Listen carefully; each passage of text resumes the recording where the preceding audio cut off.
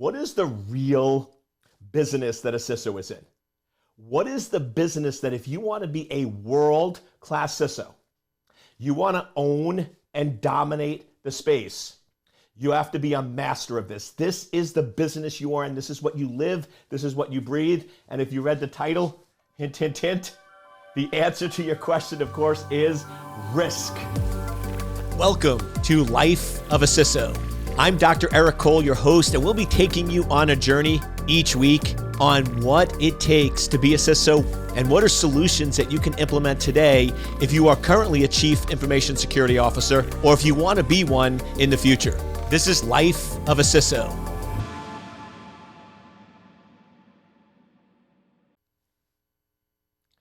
Welcome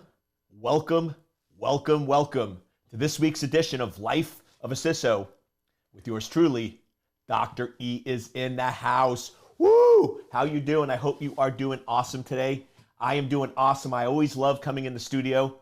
It might sound crazy, but no matter the day I'm having, whatever's occurring, my energy level, when I put on my little uniform, I plug on the mic and I hit go, there's an energy, right? There's a power. This is my home. This is my mojo. So I appreciate you listening. I appreciate you connecting with me. I know many of you, we haven't met in person. Hopefully at some time we will, right? Things are catching back to live. I'm doing a lot more keynotes, so I always love to meet folks in person. But if not, it's great to meet you virtually. I appreciate you so much spending time. If there's anything we can ever do to help you, just always reach out. Either just post a comment. My team is always monitoring, or you can always reach me at ecole@secure-anchor.com. I'd love to hear from you.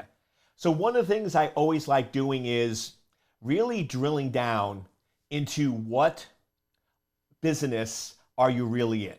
I not only do cybersecurity, I have a lot of interest. I actually advise a lot of VCs and private equity and investment firms, angels, mainly in the technology space. But one of the things I always do when I'm looking at a technology is it's not their product that we're investing in. It's not even the people per se that you're investing in, because guess what? They could leave. People get replaced. If you're really looking at a company and investing in it, what you're really looking at is what business are they really in? What is it that they really generate money on? And it's funny because it's not always what you think it is, right? You typically go in and go, oh, they're going in and in the cybersecurity space, so they're minimizing or stopping attackers. Not necessarily, right? Some of these companies, the business they're really in is on ease and access to information. Some of them are in the business of graphical representation.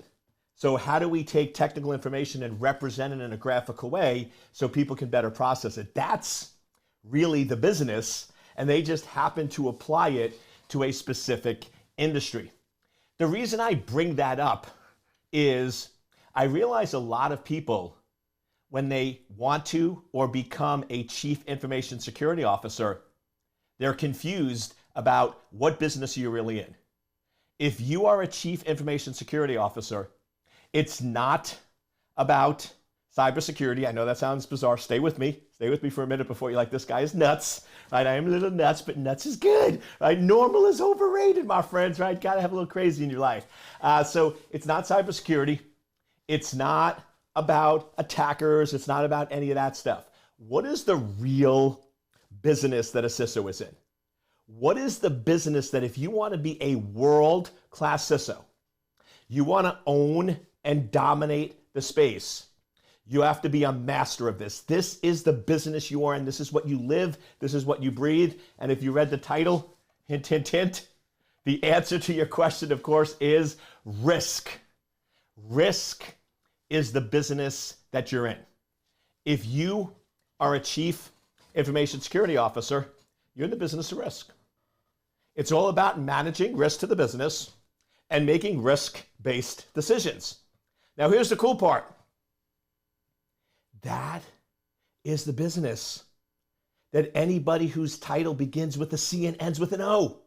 What do you think a CEO is doing when he or she decides whether they should invest in a company. It's a risk-based decision. They're looking at the pros. They're looking at the cons. It's risky. You don't know. You could acquire this company and it could tank. You could not acquire the company and it could triple in growth. So either way, whether you're investing or not is risk. We tend to use risk in the cybersecurity sense, but risk is also more of a generic term here, and that's what all chief officers do. All chief officers are about understanding, managing, mitigating, and accepting risk. The only difference is a chief information security officer does it with regard to critical data, critical information, and manages risk to help the growth of the company by managing the risk to the critical information or digital assets across the organization. But the reality is you are in the risk-based business. And if you don't get that, if you don't understand it, if you don't like it, if you don't embrace it, you're going to struggle as a CISO. And I came up with this analysis because I've been talking with folks, and some folks are CISOs and doing great, and others are struggling, and others are having trouble transitioning, and others aren't doing well. I'm trying to figure out, why is it? Why is it that some people naturally fit into the CISO role and excel, and some struggle with it? And at first I thought it was the difference between technical and strategy, which that could play a role. I thought it was the difference between switching from security engineer to an executive, and that could play a role. But really the fundamental piece in all of that is they have to be able to change their role and change their mindset. And here it is. Hardest thing for many people to do. Accept risk. Accept risk, my friends. Being willing to go in and say, it's okay. It's okay to have that risk in the organization. And I came up with that realization because that is the sticking point from going from a security engineer to a CISO. Security engineers, they want to fix everything. They want to secure everything. They want to protect everything. If you go to a security engineer after they told you about a massive vulnerability in which there's a real threat and you don't fix it, you accept it and allow the system to go live, you're making them nuts. They're going to go crazy. They're going to be mad. They're going to be angry. They're going to think you ignored them. They don't understand the word accepting. They think it's ignoring. Well, I can't believe they did that. What's wrong with them? I told them about that vulnerability. But the reality is this. World-class CISOs recognize you have a limited budget. You have a limited resource, and you have to run a business. That's where security engineers get stuck.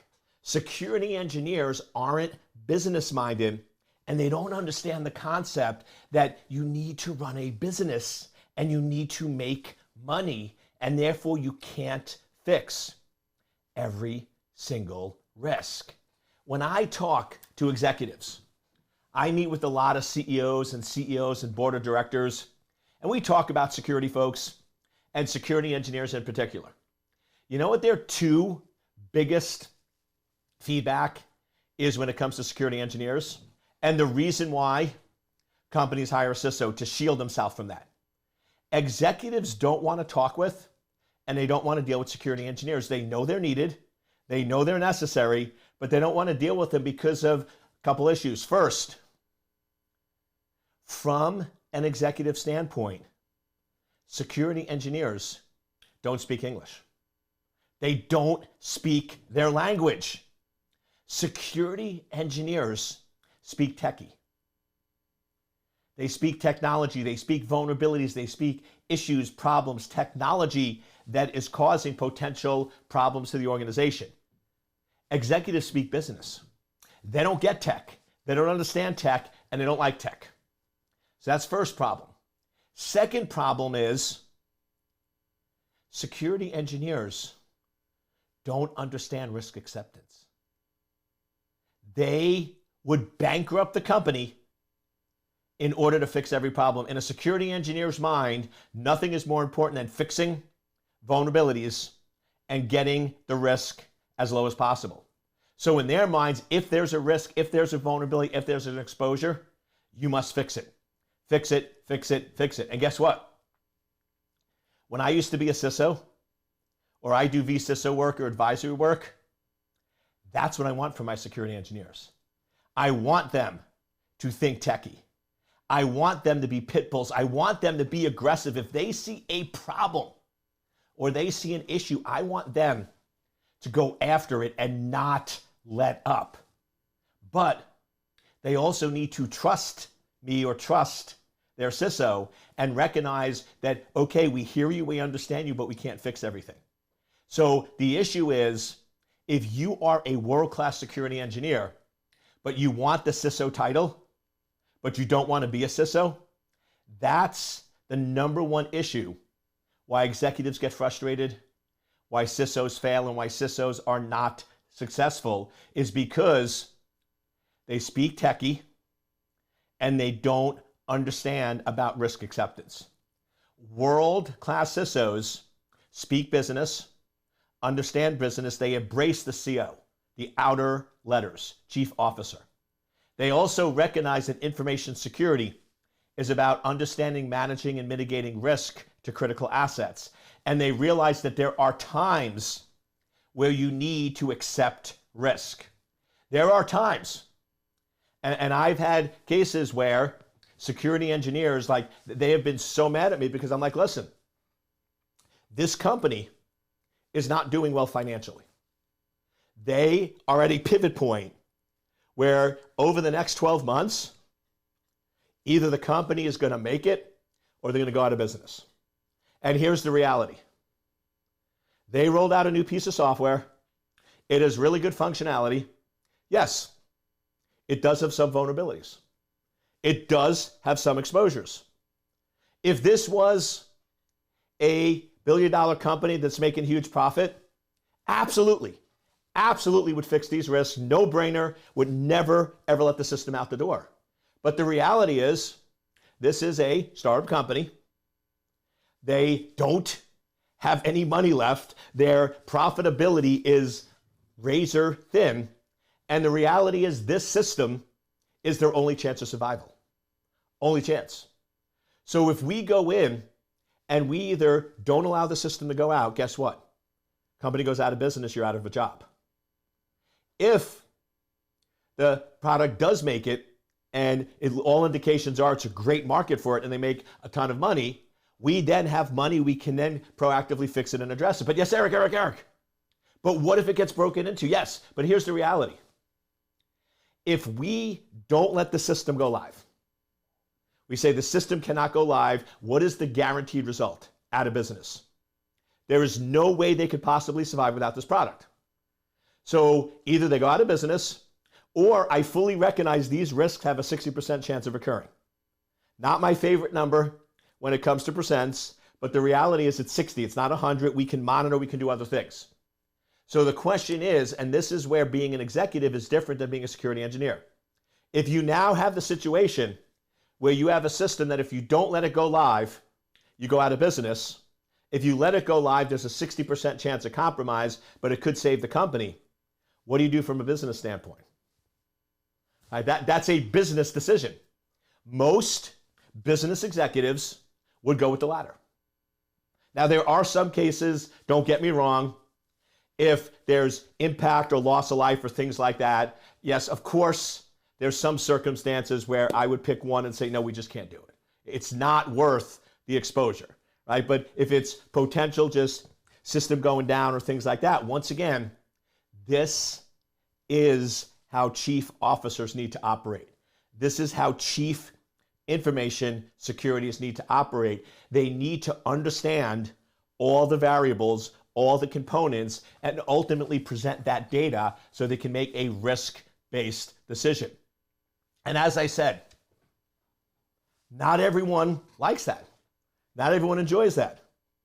One of the things I do, probably 30 or 40% of my clients that sign up for me to coach them and train them on how to be a world-class CISO is we do a few sessions, and you know what we conclude? I end up aligning them, training them, and teaching them to be world-class chief scientists, world-class security engineers, world-class technical people, because guess what? Those folks are needed.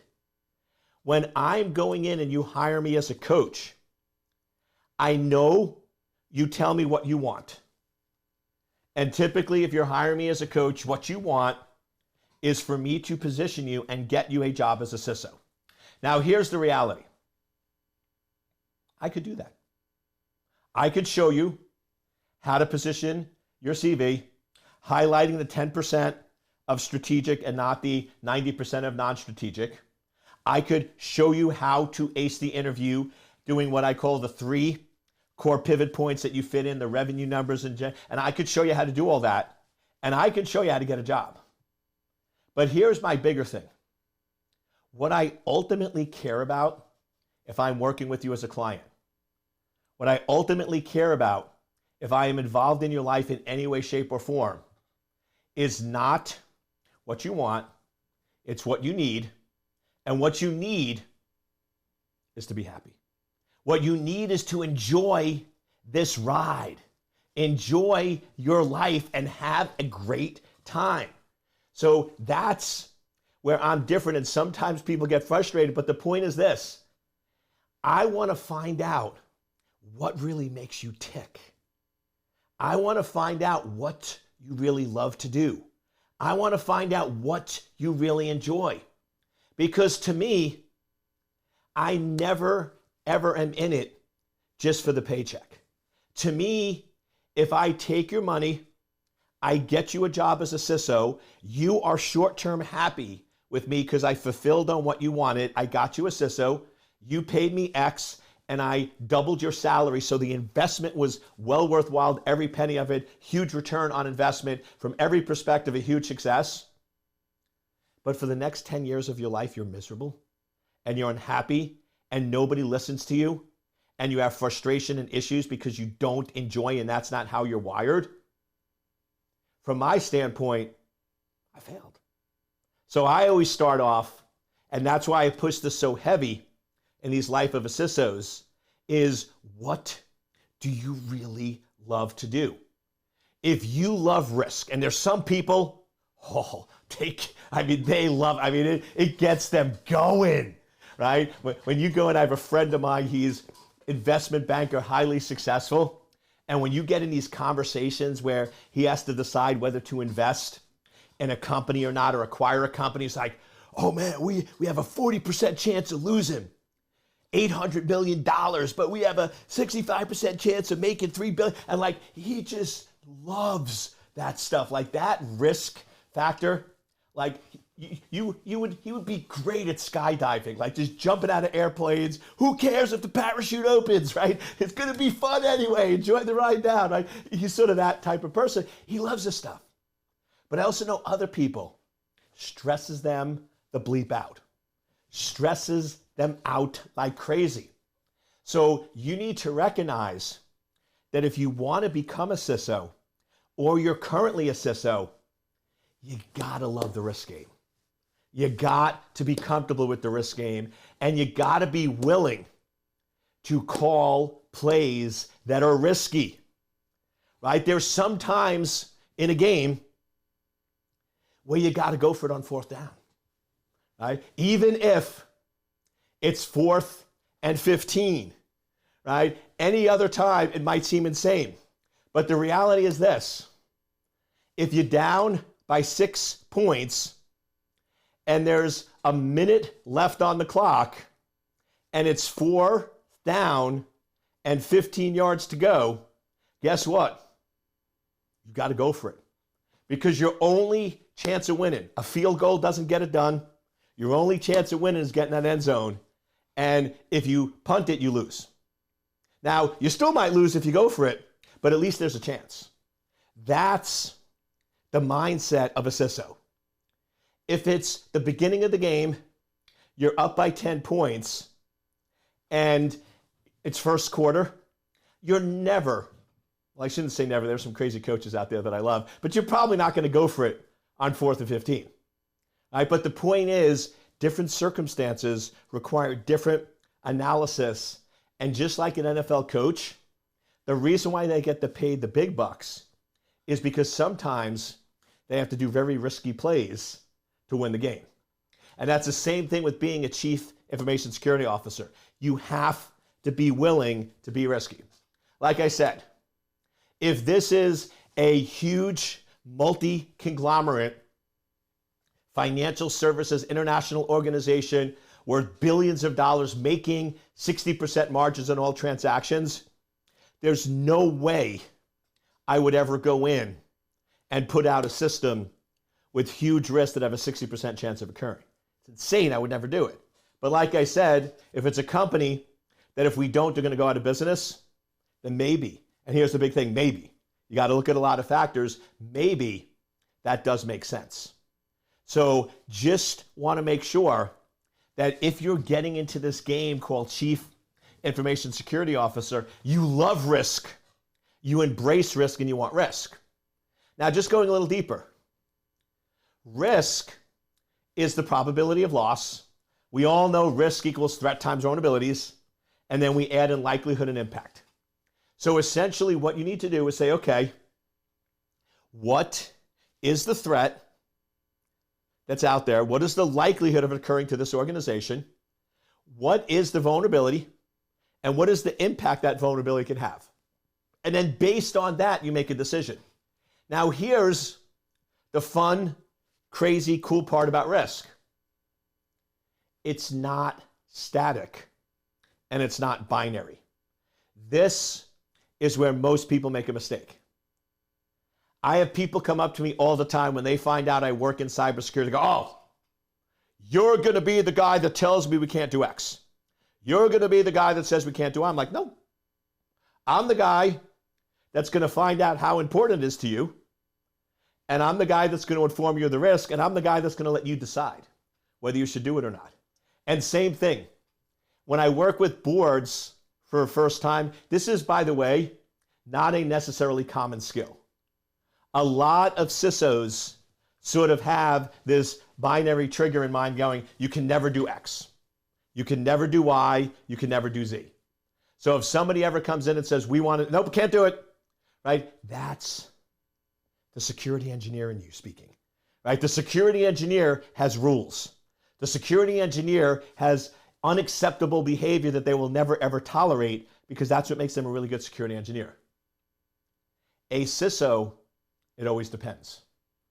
So I always go into boards like, Eric, you're going to get so upset. You're going to tell us we can't do this. Or I have vice president go, oh, we don't want to invite Eric to the meeting because he's going to kill the project. And I'm like, I even know what you're doing. I said, the fact that you think I'm going to kill the project, I think I know the answer, which is you deep down inside don't think you should do it. And the reality is if you don't think you should do it, you probably shouldn't, right? So in a lot of cases, it's a little bit of a self-fulfilling prophecy, but not because I have preconceived notions. So if a vice president says, oh, if Eric comes in and looks at this project and evaluates the project, he's going to kill it. And then I come in and kill it. See, we told you we were going to kill it. No, you knew deep down inside you shouldn't be doing it. But here's the reality. World-class CISOs do this simple analysis. And I'll teach you how to be a world-class CISO. Here it is. You walk into a meeting and you say, great, I heard you're rolling out a new system, a new product, a new feature, whatever it is, and you wanted me to evaluate it. First question, what is the value and benefit? Give me all the positives. Tell me all the values and benefit you get out of this.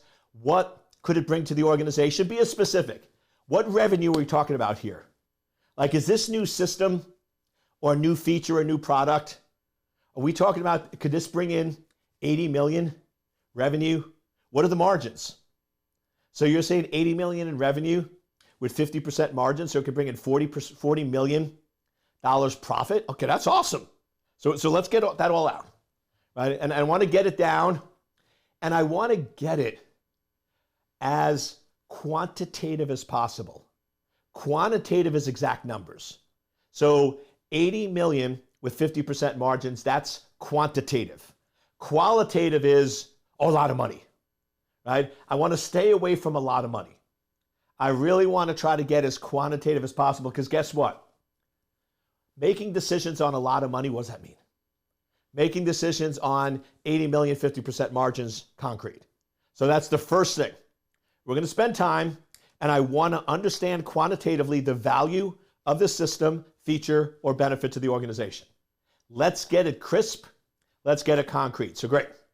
We agree, value and benefit is over a 12-month period, 80 million revenue with 50% margins. Awesome. Great. Put that. Next question. What is the risk or exposure? What is the risk or exposure? What is the impact? What is the issue that could occur to the company by doing this? And once again, we want to get quantitative. Because telling me that, oh, it could be bad. It could be really bad. It could cause reputational damage. No, what does that mean? So I really want to get quantitative as possible. So for example, by doing this, there is a 90% chance we could lose $10 million. Great. Now, it's your decision. Is the value and benefit worth the risk and exposure? Is making 80 million with a 90% chance of losing 10 million, is that a good business decision? It depends, right? Honestly, that probably is. Because even if it happens, you still make 30 million profit, right? Because you had 40 million, you lose 10 mil, right? So that could still be a good deal. Where it starts getting sketchy is if we start getting a little higher. So for example, let's just readjust. What if I have this project that could make 5 million with 50% margin, so 2.5 mil. But there's an 85% chance with regulation, fines, reputational damage, and loss of customers, it could cost us 20. Now, right, little different. Now the question is that worth it? Is it worth it to potentially make 5 million in revenue or 2.5 million in profit, but 85% chance of impacting the organization and costing them 20 mil? So basically a loss of 17.25 if you take the 2.5 margins from the 20 million loss. So then that becomes harder. Now, once again, here's where it gets interesting. If all we're looking at is that, nothing else, no other data, most people would probably say no. Right? Most people would probably say if there's an 85% chance of losing 20 mil, it's not worth it to roll out something that would make 2.5 mil profit. However, what if we go back to that earlier example? What if this is a company that's in a do or die? If they don't do it, they die.